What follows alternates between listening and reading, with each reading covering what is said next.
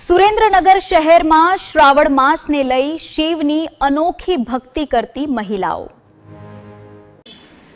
મારું નામ નંદાબા ભરતસિંહ પરમાર, અલકા ચોક Bapunagar block number 1માં હું રહું છું। અમે અમારા આજુબાજુના બધા બહેનો 25 થી 30 છીએ અને સવારે 3 સાડા 3થી પાર્થેશ્વર બનાવવાના ચાલુ કરીએ છીએ અને પછી એનું પૂજન કરીએ અને એક શિવલિંગ ઉપર પાર્થેશ્વર જે શિવલિંગ માટીના બનાવીએ એના ઉપર દરેક ઉપર એક ચોખાનો દાણો લગાવવાનો હોય છે અને પછી એક ચંદનનો ચાંદલો કરવાનો હોય છે અને રોજ જુદી જુદી આકૃતિઓ પેલા પ્રમાણે બનાવીએ છીએ અને સાંજે આનું વિસર્જન થાય છે।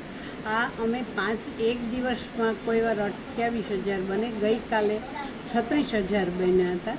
મૂળ ટૂંકમાં 5 દિવસની અંદર 1.25 લાખ બની જવા જોઈએ અને પછી 5મે દિવસે બપોર પછી 3 વાગ્યા પછી 1.25 લાખ બીલીપત્ર ચડાવીએ છીએ। ખાસ કરીને આનું મહત્વ શું હોય છે? હા, આનું મહત્વ ઘણી વખત એવું બને કે કોઈને સંતાન ન હોય તો સંતાન માટે થઈને આપણે ભગવાનની જે પ્રાર્થના કરતા હોય એમાં આ પાર્થેશ્વરનું અને શંકર ભગવાનની જેટલી પણ પૂજા થતી હોય કે આપણે લઘુરુદ્ર કરીએ, કોઈ રુદ્રી કરતું હોય, પણ શંકર ભગવાનની બધી જે કોઈ પૂજા છે એમાં સૌથી વધુ પાર્થેશ્વરનું મહત્ત્વ છે અને જે પેલું ધૃષ્મેશ્વર 12 જ્યોતિર્લિંગમાં આવે છે ને ત્યાંથી શરૂઆત આ પાર્થેશ્વરની થઈ છે।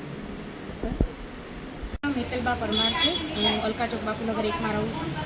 શ્રાવણ મહિનાના અગાઉ અમે 1 મહિના પહેલાં તળાવમાંથી પવિત્ર માટી એક ટ્રેક્ટર ભરીને મંગાવીએ છીએ અને પછી એને ચાળી અને ખંડાવી અને સ્ટોર કરી છીએ। પછી શ્રાવણ મહિનામાં એનો વપરાશ અમે કરીએ છીએ અને રોજે એના નાના નાના ટુકડા કરી અને 25 થી 30,000 પાર્થેશ્વર અમે બનાવીએ છીએ અને એનું પૂજન કરીએ છીએ અને રોજે એનું વિસર્જન કરીએ છીએ। એવું 5 દિવસ સુધી અમે એવા પાર્થેશ્વર લિંગ બનાવીએ છીએ અને 5 દિવસ દરમિયાન અમે 1.25 લાખ પાર્થેશ્વરનું અનુષ્ઠાન છેલ્લા 3 વર્ષોથી અમારા ત્યાં થાય છે।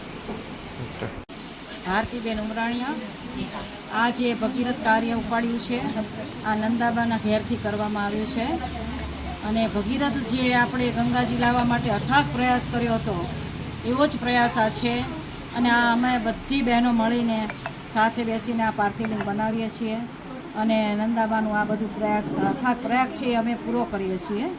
બસ માધવ માધવ।